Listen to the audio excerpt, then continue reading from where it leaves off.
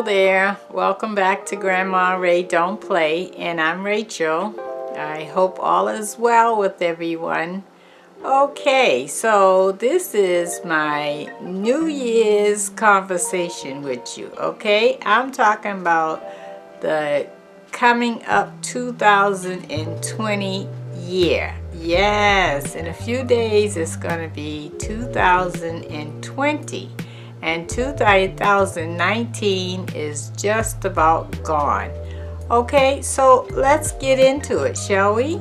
I love talking with you every once in a while just to touch bases with you, let you know what's going through my head, and maybe give you some food for thought, and then you in return can comment to me on what's going on in your head and in your life and what you did and didn't do in 2019 and how that's going to be different in 2020. Okay, I don't think my lighting is right, so hold on a second, let me get that straight. Okay, I think that's a lot better. Okay, so let's get into it.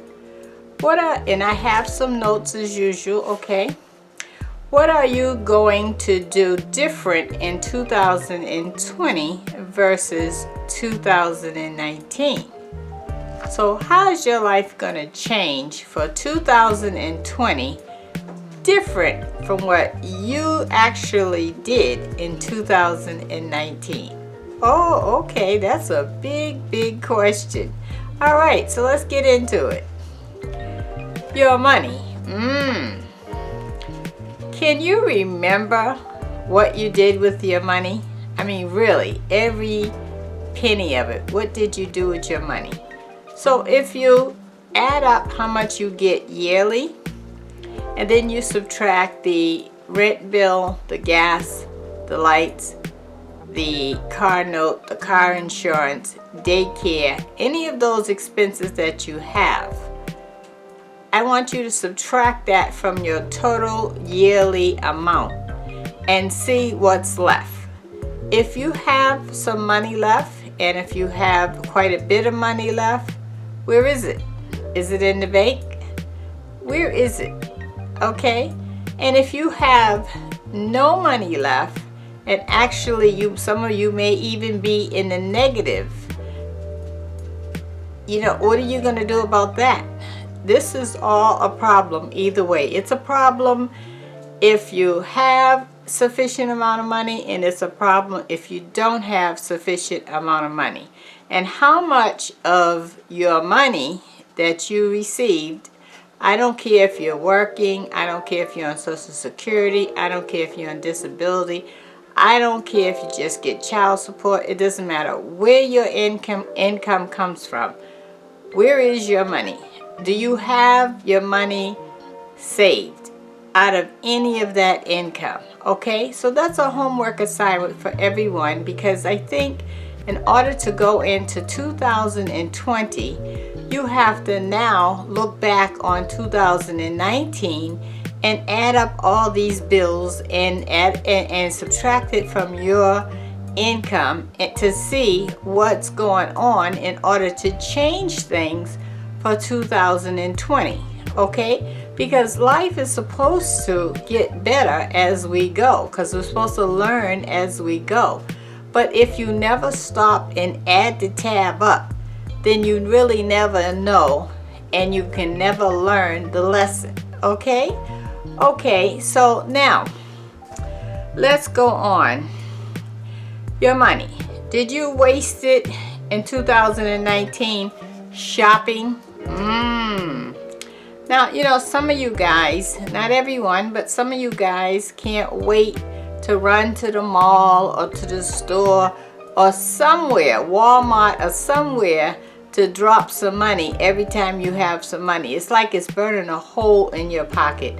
Well, the problem with just running to drop off some money is you're making Walmart rich, you're making the mall stores rich, or maybe you shop online, you're making somebody online rich, Amazon or whoever it is, and you are not reaping the benefits of your own money. You are not trying to make you rich. You say, okay, I'll never be rich. Okay, well, you may not never be rich, but you can definitely be more better off financially than you were in 2019 if you curve some of these activities. And I'm not saying never ever go shopping. I'm saying is maybe you want to decide that you're going to go shopping when it's necessary, not just whenever you feel like it because you got paid and now you got to go and spend this money, because 2 weeks later you're not even gonna remember all the things that you bought at the store. Definitely when they go through the wash machine, forget it, they're history. Now you need another fix, right? Okay, shopping, curve that. Okay, eating out. Now you know that's something that I talk about all the time. I don't know about you, but I do eat out occasionally. And when I do, somehow or another, it just seems like I'm never ever satisfied. Either the food don't taste right, or the cost too much, or the wait was too long, or just a number of things. Okay, so if you're not really going to be satisfied, and let's face it, 2 people, you can go out and eat, and that bill is definitely going to be $50 or pretty close to it. Okay, if you get a drink and a dessert and the meal, it's definitely around $50 or more. You know, that's a lot of money. What could you have done with that $50? Well, you probably could have got some groceries at the store for half that, and the other half you could have saved for a rainy day, right? A day where maybe you can enjoy that $25 more or that $50 more. Okay? Okay. Beauty day. Ooh, I'm talking mostly to the women on that one. You know, you got to have your hair done every 2 weeks. You have to have your nails done, your toes done, your eyebrows done. Oh, I could just go on and on and on. So let's just add up some of that, okay? The hairdo, that's probably $35, $40 or more. If you get a weave job, you're probably talking a couple of $100. Your eyebrows, that's probably about, I'd say $5, and then you got to give them a tip, so that's $10. And then the nails is, oh, if you get the false nails, oh, that's up there. So that could be anywhere from $30 to $40. And a touch-up, if you have to go back during the week, is another $5 or $10 per nail. And then the pedicure, that's, another $20, $25. And all of these things come along with a tip, making the nail place rich. Okay? And yes, I'm not saying not beautify yourself, but can we cut that down? Can you just have a beauty day maybe one day in the month and not all of those things? Maybe, you know, this month you're going to get your toes done. Maybe the next time you're going to get your nails done. Maybe the next time you get your hair done, you know. Years ago, when I was growing up and when I was an adult, you did your own hair. Yes, I used to have a straightened comb that you put on top of the stove and it heats up, and then you actually straighten your hair with that, and you curled it yourself. So there was no wasted money at the beauty place. And I know those people have to make a living, and I know some of you out there may be in the beauty business, and I'm not saying that you don't deserve your pay, you do, but I am saying is everybody needs to consider their money and where's it going, and is it necessary? That's the key word going into 2020.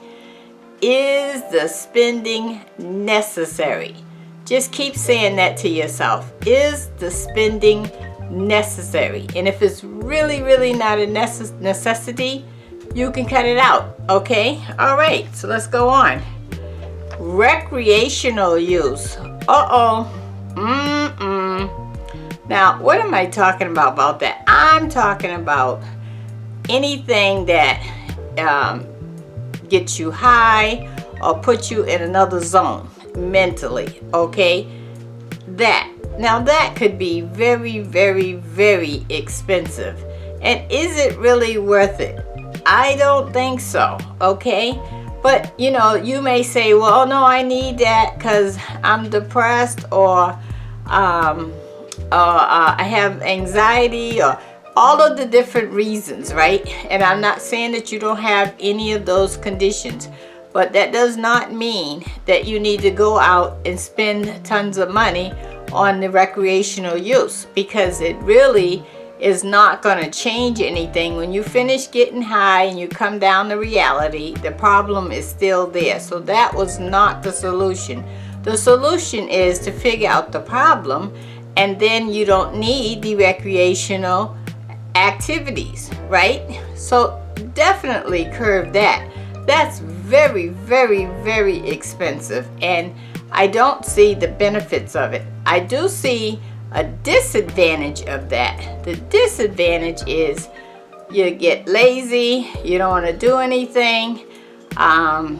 It gets you to the point where you're not ambitious, you're not trying to save any money because you like that laid back, lazy feeling, right?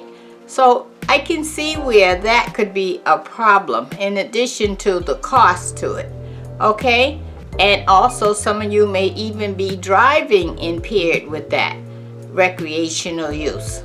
That's a problem, because now if you get in trouble behind the wheel, you know, you could hurt somebody, you could hit somebody, or even lose your license. Is all of that really worth it? No, I don't think so. And we're not going to leave out alcohol, okay? So, you know, let me be clear.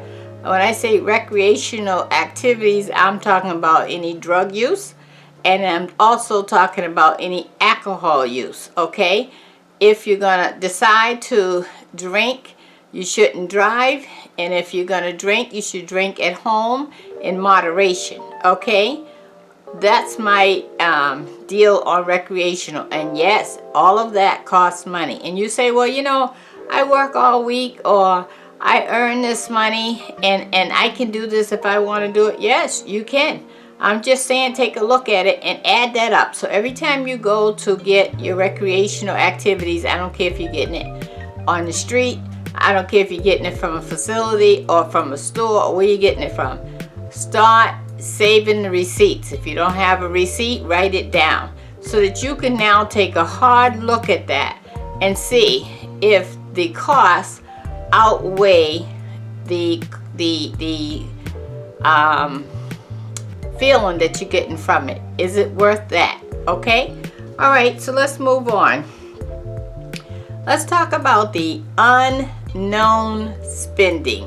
Unknown spending is you can't even remember where your money went. All you know is it's gone. And I'm going to tell you something. If you walk around with a lot of cash in your pocket, you're going to spend a lot more than somebody who walks around with a piece of plastic like a debit card, okay? And if you walk around with credit cards, you're going to pull those out more than you would a debit card, because you're thinking, I can pay that later. I can pay that later. When in fact, only thing you're doing is doubling up on your cost of whatever that you purchase with the credit card because of the interest, okay? So think about all of these things. Everything has a consequences, and can you pay that credit card off what's before the interest hits? Probably not if you're using it on a regular basis. That's something to really, really consider in 2020. Okay, let me go on. Okay, maybe you're paying extra on your light bill. I know you're saying, okay, Rachel, now you just went too far. Now you're on the light bill. Yes, I'm on the light bill. And the reason why I'm on the light bill is because the lights is on at all times. Everything you own in your house is plugged in at all times, and that meter is just going like this, just adding the dollars and adding the dollars and adding the dollars, making the light company rich, okay? And you say, oh, I can't afford it. Oh, okay, well that's really great.